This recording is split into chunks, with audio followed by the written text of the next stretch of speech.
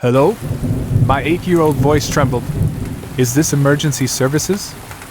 It sure is. The cheerful male voice on the other end of the phone line answered. What's the trouble, young man? I frowned. Young man? Weren't they supposed to say 911?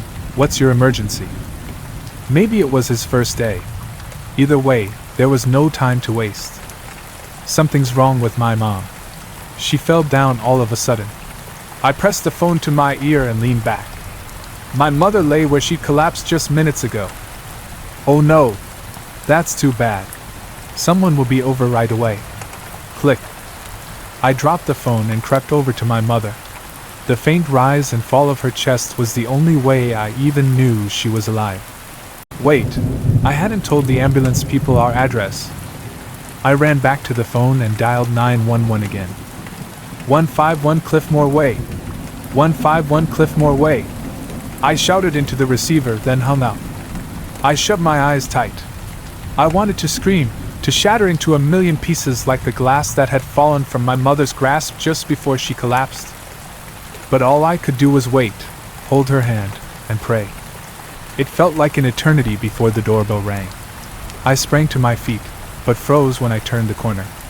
A short, brown-haired white man was peering through the window with a grin on his face. He rang the bell again, more instantly this time, and I noticed he wore a red nurse's uniform. I let out a sigh of relief. The ambulance people were here. Everything was going to be okay. I yanked the door open. Hello there, young man, the smiling man exclaimed. I read the name Marba on his name tag, right beside the pens and stethoscope. Where's the unlucky lady? He asked. You mean my mom? I stammered. She's in here. Two expressionless assistants in identical red uniforms rolled a Guernsey to where my mother lay, surrounded by shards of glittering glass. Up, and away.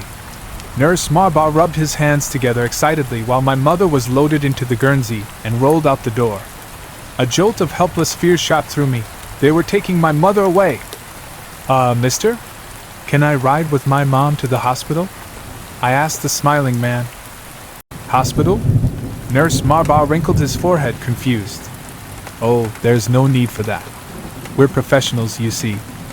As the assistants loaded my mother into the back of the black ambulance, I looked over their shoulders at the sharp and jagged tools hanging from its walls. They weren't like any medical instruments that I'd ever seen. We'll take excellent care of your mother, the smiling man went on, and call as soon as you can see her. Nurse Marba leapt into the rear compartment. His expressionless assistants climbed into the cab, and the black ambulance began to back out of the driveway. I ran behind it, waving my hands. I wanted to yell at them to stop, but I was just a kid. Who was I to contradict the professionals? I was still standing there 5 minutes later, when flashing red and blue lights came skidding around the street corner. The two police officers muttered into their radios and looked worriedly at the scene in front of them. A crying child, a wide-open door. Did you call 911? A blonde policewoman asked. I did. I nodded, but they already came. They took my mom away. The two police officers looked at each other. I'm afraid that's not possible. We received a call from this location, a child shouting an address, and we're the first ones to respond. It's been 20 years since the black ambulance drove off with my mother. I never learned what became of her, or of the strange nurses in the red uniforms. My foster parents said I made it all up.